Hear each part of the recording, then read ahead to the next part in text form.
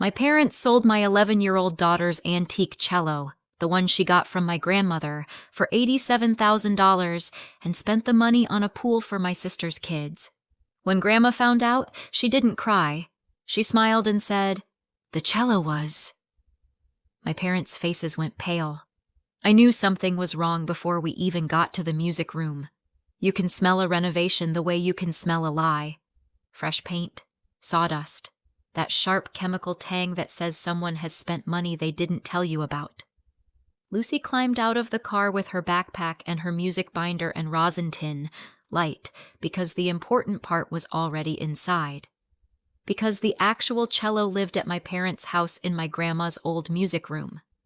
Lived being the key word I didn't understand yet. Lucy had been looking forward to this all day, not in a yay chores way, in a this is mine way. She'd been humming under her breath in the car, tapping rhythms on her knees, already halfway in that focused little world she disappears into when she plays. "Do you think Great-Grandma will be there today?" Lucy asked, pulling her ponytail tighter like she could control the universe with elastic. "She's at her place," I said. "Not today. We'll call her later."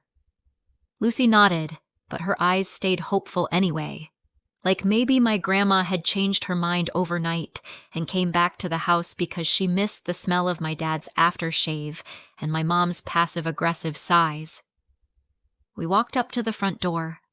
I had a key, not because I'm especially trusted, but because I'm useful. There's a difference. One gets you love. The other gets you access codes and errands. The second I opened the door, I heard it. A muffled whine of power tools somewhere in the background, and the smell, definitely paint, definitely money. Lucy's face lit up. "Are they fixing the music room?" I didn't answer right away because my brain was still doing that slow, dumb buffering thing it does when reality doesn't match the script. We stepped inside. A tarp covered the hallway runner like the house was preparing for surgery. Cardboard boxes lined the wall. Someone had taped off the entryway with blue painter's tape, which is a polite way of saying, "Don't touch anything, peasant." Lucy tiptoed like she was in a museum. "Mom!" I called, loud enough to reach whatever part of the house my mother currently ruled from. No answer. Lucy headed toward the back window. "Whoa!" I followed her gaze and felt my stomach drop.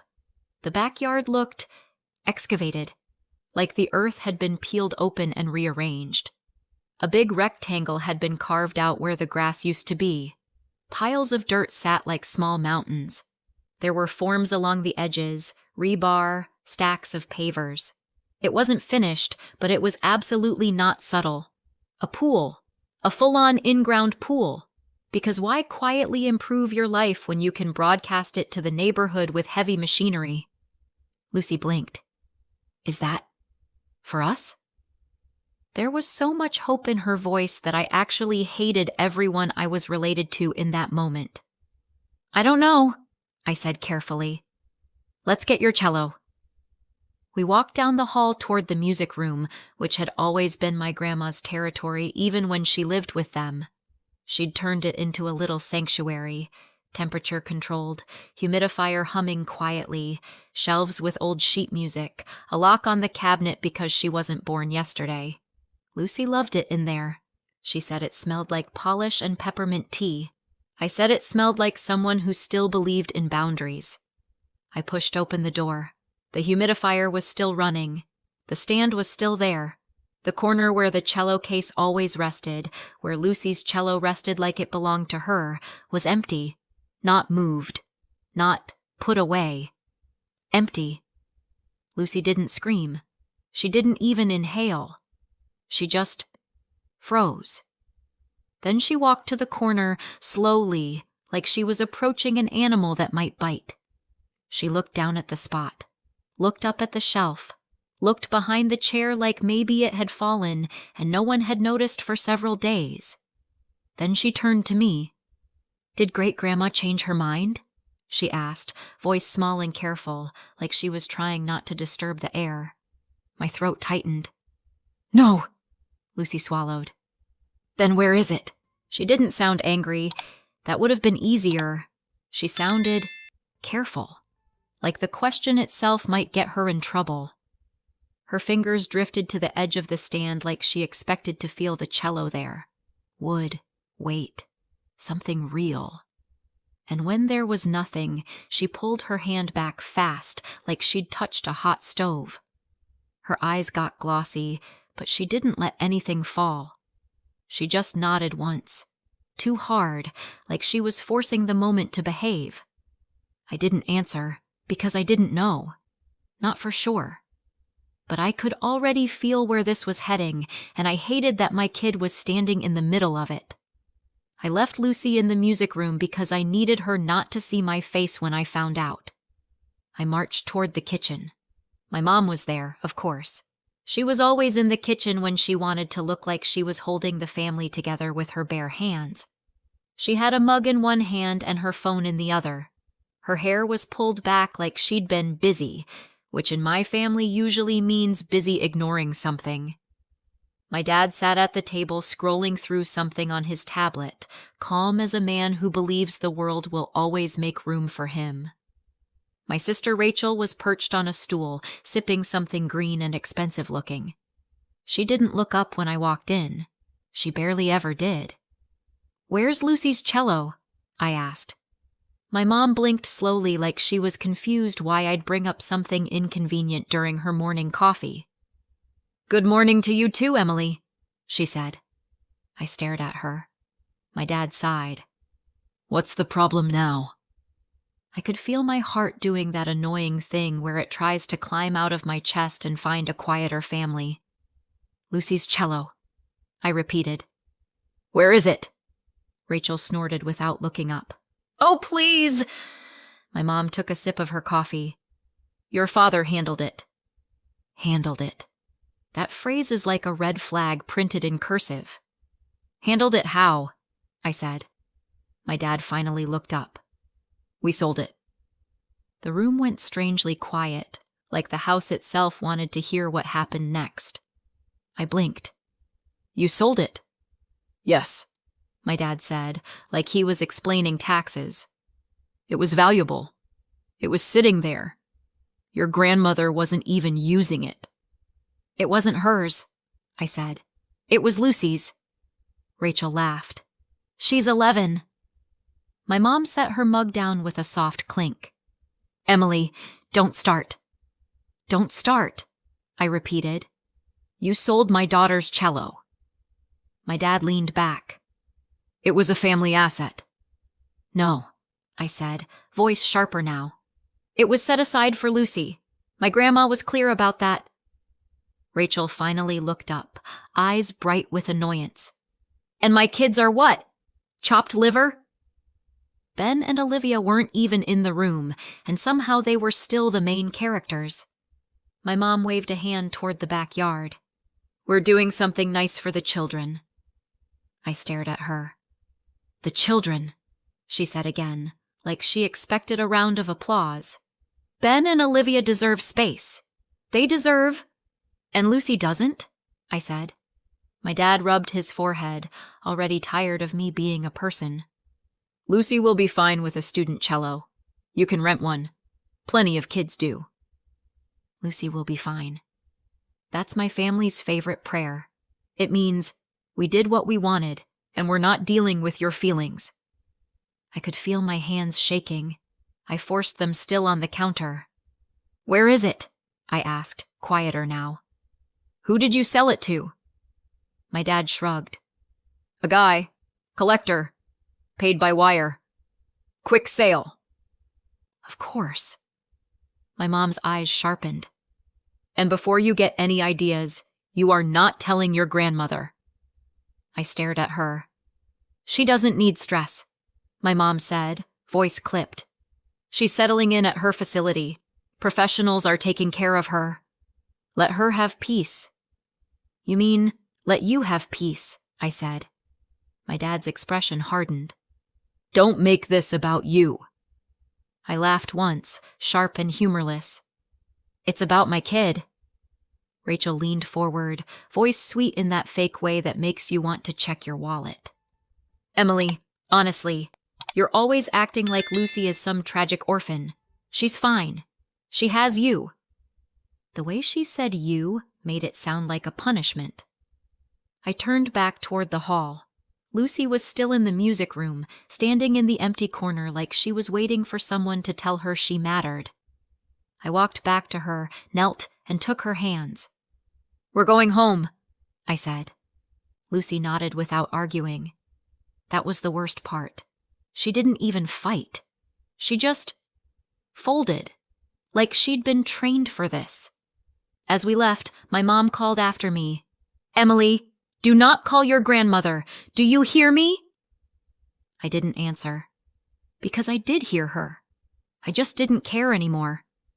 And that's when I knew I was going to tell my grandma everything.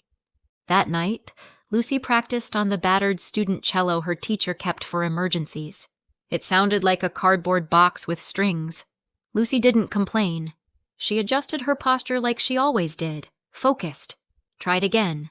And every time the sound came out thin and wrong, she blinked hard like she was trying to hold something inside. I stood in the doorway, pretending I was just casually watching. Like this was normal. Like my kid hadn't just been robbed. Lucy finally stopped and set the bow down. "I can still practice," she said, careful.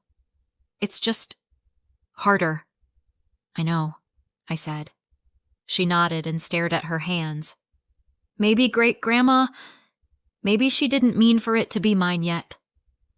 I felt something inside me go very still.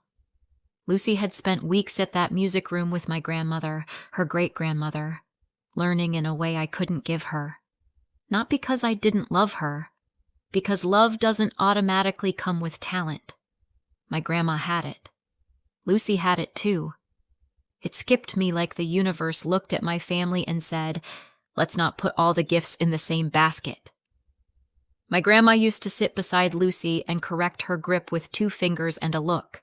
She'd say things like, "Your left hand is talking too loudly," which made Lucy giggle, then fix it anyway. She'd praise her the way kids need praising, specific and honest. Better. That was better. Not the empty kind. Not the kind that says good job while still checking your phone. Lucy felt seen with her, in a house where she usually had to shrink. Because that was the pattern. In my parents' house, Ben and Olivia could shout, spill juice, run through hallways like tiny kings and queens, and it was adorable. It was kids being kids. It was, they're so spirited. Rachel, her husband, and the kids were living there too, one of those temporary arrangements that had lasted long enough to grow roots. Lucy was expected to be quiet, polite, grateful. If Lucy laughed too loudly, my mom would say, "Inside voice, sweetheart," with a smile that didn't reach her eyes. If Ben yelled, my dad would laugh and say, "He's got lungs on him."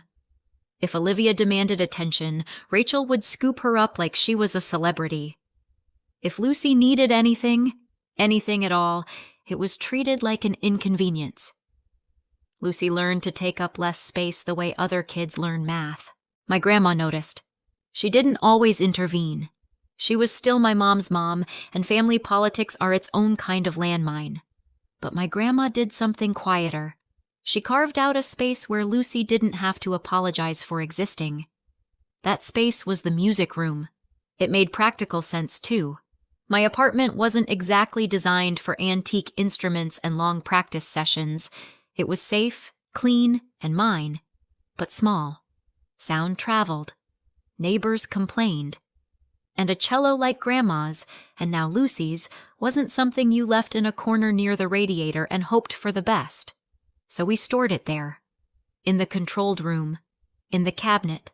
With the little humidifier humming like a promise. And my grandma had been careful. Not just emotionally careful, paperwork careful. She'd had the cello appraised, photographed, documented. She'd shown me the file once, not because she wanted to brag, but because she wanted me to understand. "This is not just sentimental," she'd said, tapping the page. "It's valuable. People get strange around valuable things." I'd nodded, because yes, people got strange around valuable things. I just didn't think people meant my parents. My grandma had moved out less than a week ago into a place my mom described as perfect and so much safer and so much less stress, which might have been true for my grandma. It was definitely true for my mom, because the move had been preceded by months of comments like, "This is getting hard," and "She needs professional care," and "It's not fair to all of us." All of us meaning my mom, my dad, Rachel, and somehow, never me, the one who actually showed up. My grandma didn't leave kicking and screaming. She left the way she did everything, with a straight spine and a quiet decision. But once she was gone, the energy in the house shifted. The last set of eyes that mattered had left the room, and my family did what they always did when no one could stop them. They took. Lucy went to bed early that night. She didn't ask to call my grandmother. She didn't ask to complain. She hugged me tightly before she fell asleep, like she was holding herself together with my ribs. After she was asleep, I sat at my kitchen table and stared at my phone. I kept thinking about the way my mom said, "Don't tell your grandmother." Not, "Don't upset her." Not really. Don't tell her. Like the truth was a weapon and they expected me to keep it holstered for their comfort. I realized something then, and it wasn't pretty. I'd spent most of my life trying not to be difficult. I thought being easy was the same as being loved. It isn't. It's just easier for everyone else, and I wasn't going to teach Lucy that lesson. So the next morning, I drove to my grandma's place. My grandma lived in a bright, tidy apartment in an assisted independent living community that smelled like lemon cleaner and expensive hand soap. It wasn't depressing. It was controlled. There's a difference. A staff member at the front desk smiled and asked who I was visiting, as if my family hadn't just detonated itself. "Margaret," I said. "Ah," she said warmly. "She's in the lounge. She's been expecting you." Of course she had. My grandma was in an armchair with a book in her lap and her glasses perched on the end of her nose like she was about to judge the author personally. She looked up the second I walked in. "Sit," she said. "Your face is doing that thing." I sat down across from her. They did. My grandma didn't flinch. She just waited. So I told her. I kept it simple. The missing cello. The pool excavation, the words my parents used, family asset, Lucy will be fine, don't tell Grandma. My grandma listened without interrupting, the way people do when they're collecting evidence. When I finished, she closed her book slowly. "And Lucy?" she asked. "She went quiet," I said. "She asked if you changed your mind." My grandma's expression didn't crumple. It hardened. Not into rage, into clarity. "She thought it was her fault," my grandma said softly. I nodded. My grandma exhaled through her nose. One sharp breath. Then she asked, "When did you last see the file?" "What file?" "The cello documentation," she said. "Appraisal. Photographs. Identifiers."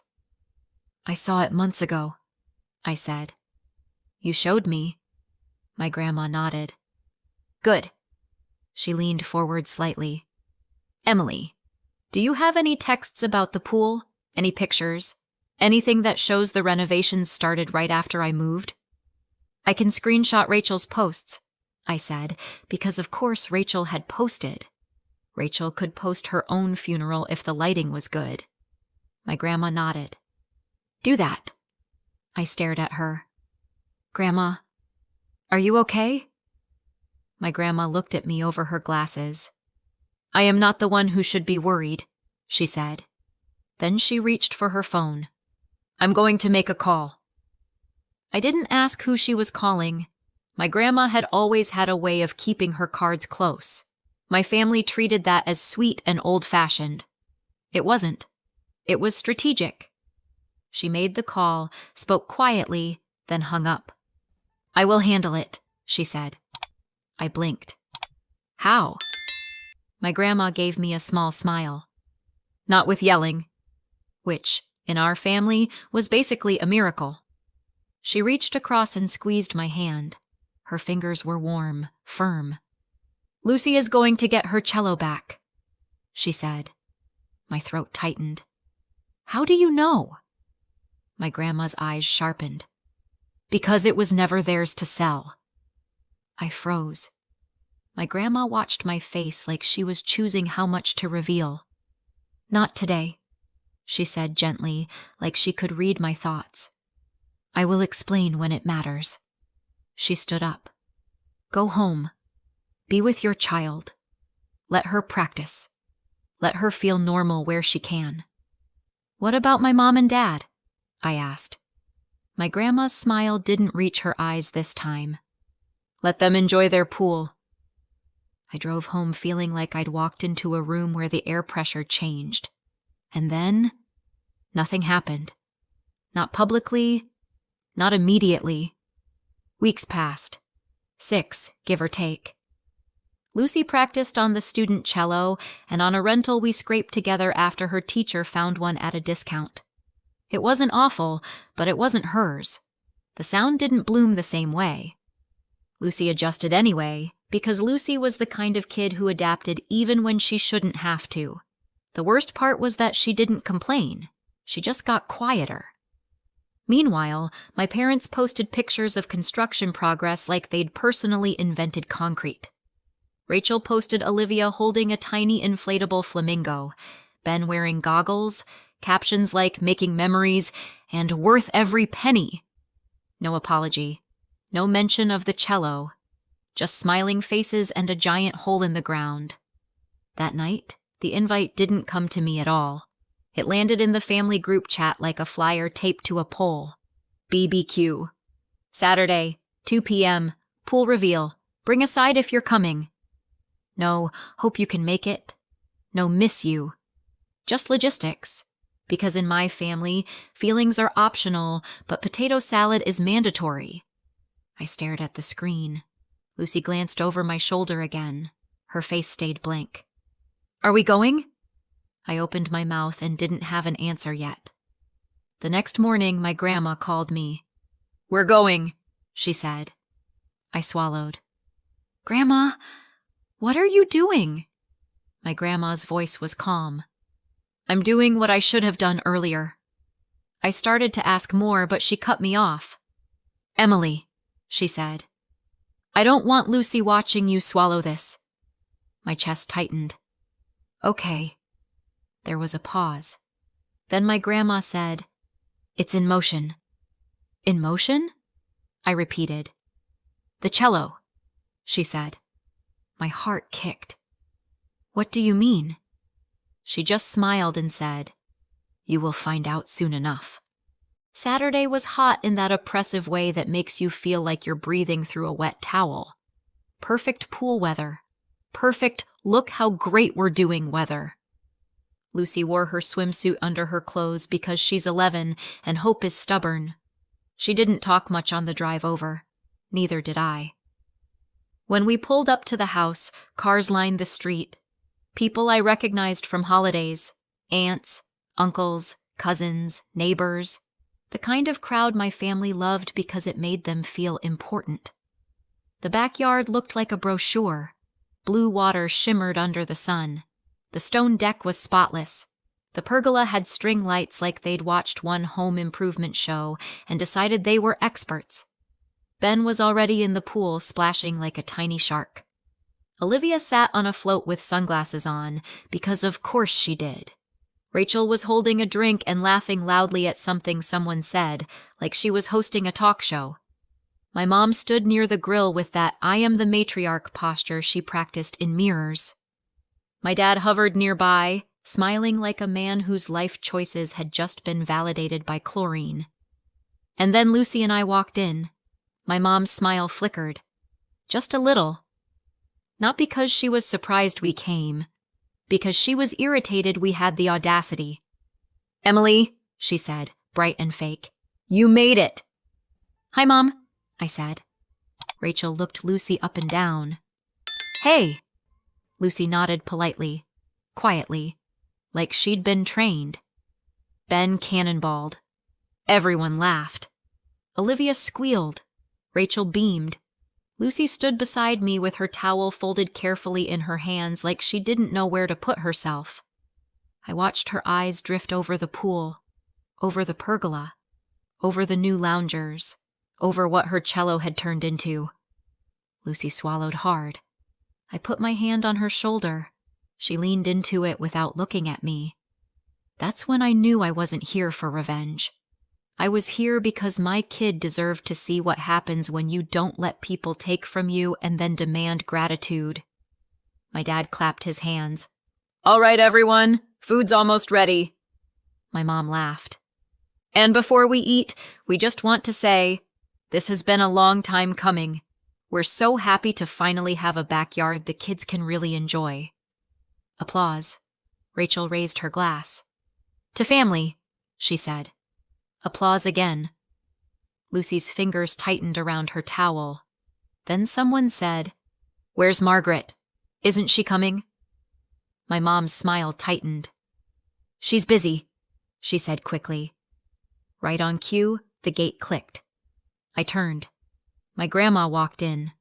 She wasn't in a wheelchair. She didn't look frail. She wore a crisp blouse and slacks, and a calm expression that made the air feel colder even in the heat. Beside her was Andrew, her lawyer and a longtime friend, carrying a slim folder. The backyard went quiet in that way crowds do when they sense a shift, but don't know what kind yet. My mom's face went pale. My dad's smile froze. Rachel's mouth opened slightly, then closed. My grandma stepped forward, eyes sweeping over the pool like she was assessing a poorly done paint job. "Well," she said pleasantly, "you've been busy." My mom forced a laugh. "Mom, this is a party." "I know," my grandma said. "That's why I came." She looked at me, then at Lucy. Lucy straightened a little, like her spine recognized safety. My grandma's gaze softened for a split second. Then she looked back at my parents. "I heard you sold the cello," my grandma said. My mom's lips pressed together. "We didn't want to upset you." My grandma held up a hand. "You didn't want consequences." The word hit like a stone dropped into water. My dad cleared his throat. "Let's talk about this privately." My grandma smiled. And it was not a warm smile. "Oh, Thomas," she said, "you've had plenty of private time." A nervous chuckle rippled through the crowd. Someone shifted their drink from one hand to the other. Someone else pretended to look at the grill. My grandma turned slightly, addressing the backyard the way you might address a room full of people at a small-town meeting. "I won't keep you long," she said. "I know you're here to swim." Rachel snapped. "This is insane!" My grandma ignored her. She looked straight at my parents and said calmly, "The cello was." Everyone leaned in, even if they tried not to. "Held in trust for Lucy." The silence that followed was so sharp it felt like glass. My mom blinked. "What?" my grandma continued, voice even. "I am the trustee. Lucy is the beneficiary. That cello was not a family asset. It was not yours to sell." My dad stared at her like she'd suddenly started speaking another language. Rachel's face flushed. "You can't." My grandma's eyes flicked to Rachel. "I can." Andrew stepped forward quietly and opened the folder. My grandma didn't look at him. She didn't need to. She kept her gaze on my parents because she wanted them to feel it. "I documented that instrument," she said. "Appraisal, photographs, serial identifiers, insurance, the works. Because I've been alive a long time, and I've met people." She paused. "Apparently, I'm related to some of them." A few people snorted. Dry humor does that.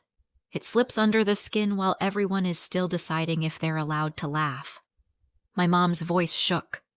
We didn't know anything about a trust. My grandma nodded. Correct. You didn't. My dad finally found his voice. Where is it? My grandma's smile returned. Safe. Lucy's head snapped up. My grandma looked at her.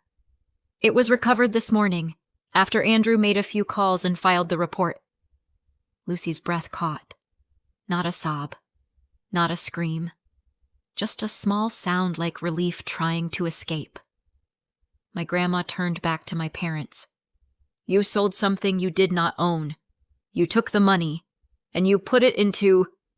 She gestured lazily at the pool. This. Rachel snapped. It's for the kids! My grandma's gaze sharpened. Lucy is a kid. Rachel's mouth opened, closed. She looked at Ben and Olivia splashing happily, like she wanted them to be a shield. They weren't. Andrew cleared his throat gently. Margaret, he said quietly. My grandma nodded slightly. Andrew stepped toward my parents and Rachel. I have documents for you. My mom stepped back. No! Andrew didn't raise his voice. He didn't have to. He held out the papers like a waiter offering a check no one wants to see. Notice to vacate, he said calmly. 60 days. My mom stared at the papers like they were poisonous. My dad's face went from pale to gray. Rachel's voice went shrill. You're kicking us out? My grandma tilted her head. You're acting surprised. That's the part I don't understand. My mom's hands shook. Mom, you can't do this. This is my home. My grandma's expression stayed calm. It is the house you live in. The difference in those sentences was a cliff. I felt Lucy press closer to my side. Rachel's eyes flashed. This is because Emily... No, my grandma said, cutting her off. This is because you sold a child's instrument and poured the money into a pool like it was Monopoly. My dad's voice cracked. We improved the property. My grandma's eyes narrowed slightly. You improved your comfort. With stolen money. In a house you don't even own. My mom looked like she might faint. The backyard was full of people who suddenly remembered they had places to be. Drinks lowered. Conversations died mid-sentence. Someone's laugh came out too late, then stopped. Lucy whispered, Mom. I looked down. Her eyes were wet, but she wasn't crying. She was holding it in the way kids do when they don't want to make adults uncomfortable. I squeezed her shoulder. Then I looked at my parents, at Rachel, at the pool, at the way they'd built something shiny for Ben and Olivia, and expected Lucy to clap for it. And I said, not loudly, but clearly enough that anyone listening could hear, Lucy isn't second-tier family. My mom's face twisted. Emily? No, I said. I'm not doing this today. Rachel scoffed. So what? Lucy gets everything? I laughed, sharp and dry. She was getting a cello. My grandma took a step toward Lucy. Her voice softened. Sweetheart, you didn't lose it. It was taken. Lucy's lip trembled. I thought I did something wrong. My grandma's eyes flashed with anger so quick it was almost invisible. You did nothing wrong! Andrew held the papers steady.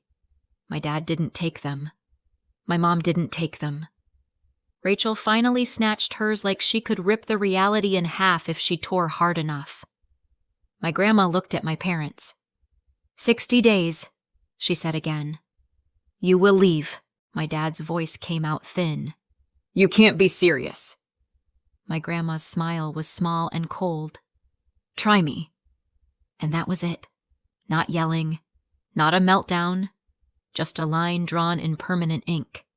As the backyard started to break apart, people quietly gathering their things, children being called out of the pool, relatives avoiding eye contact, my mom stood frozen. Rachel's face was red. She hissed something at my dad. My dad didn't respond. Ben and Olivia kept splashing for a few more minutes because kids don't understand adult consequences until the adults force them to. Lucy watched them, then looked at my grandma. "Do I get it back?" she whispered. My grandma nodded. "Yes." Lucy let out a breath I didn't realize she'd been holding for 6 weeks. And I realized something too.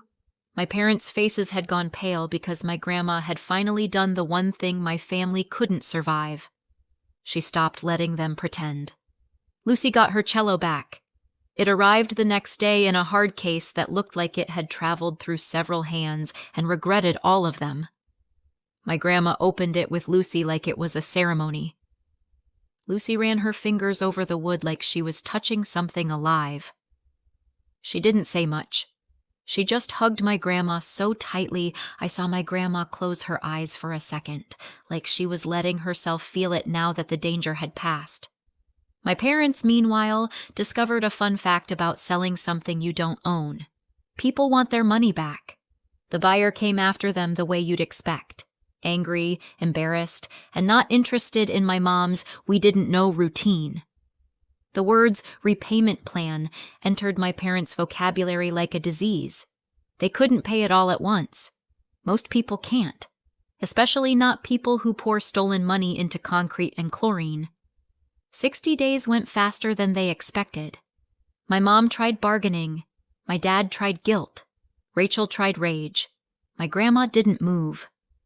They packed up their life in a house they'd treated like it was theirs and moved into something smaller, something cheaper, something that didn't have a pool. Rachel and her husband didn't end up saving my parents. Not because they couldn't, because they wouldn't. Rachel suddenly remembered how to distance herself when consequences showed up.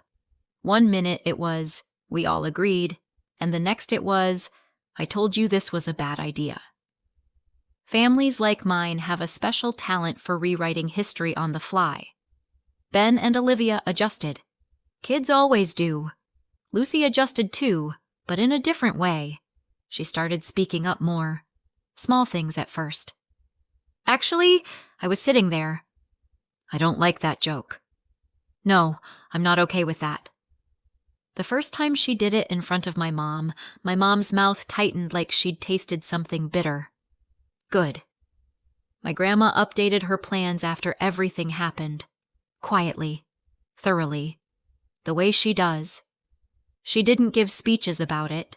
She just slid a folder across my kitchen table one evening and said, "Andrew's handling the paperwork. I'm putting the house into a trust. I'll be the trustee. You'll be the beneficiary. So it's protected now, and it's yours in the end." The day they moved out, Lucy and I packed up our apartment. No ceremony, just boxes, keys, and a house that finally felt like it could breathe. The first night we slept there, the house sounded different. No construction, no performative laughter, no heavy footsteps pacing like ownership. Just quiet, the kind that feels earned. Then my grandmother moved back in, this time for real, not as someone being taken care of, not as an inconvenience managed in a spare room, as the person who belonged there. Lucy helped her unpack like it was a celebration. She carried sweaters and books and that little tin of peppermint tea like each one was a vote for the future. And then, like it was the most natural thing in the world, my grandma sat in the living room while Lucy practiced. No shrine of silence. No tight smiles. No inside voice, sweetheart. Just music, filling a house that finally knew who it was for. When spring came, Lucy auditioned for the regional youth orchestra and got in. But this time, she had her instrument. And something else. Proof. Proof that when someone tried to take her future and build a pool with it, the adults who mattered didn't tell her to swallow it. They showed up. They told the truth. And they made sure she never had to apologize for wanting a place at the table. So what do you think? Did my grandma go too far or not far enough? Let me know in the comments and subscribe for more.